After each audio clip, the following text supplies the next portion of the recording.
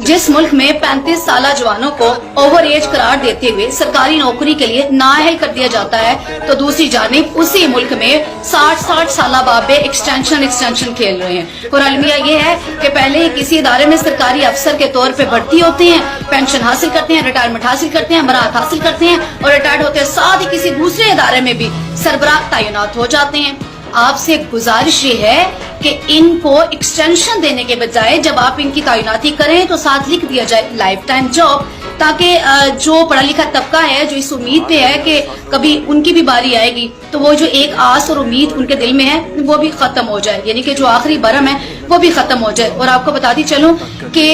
इस एक साल में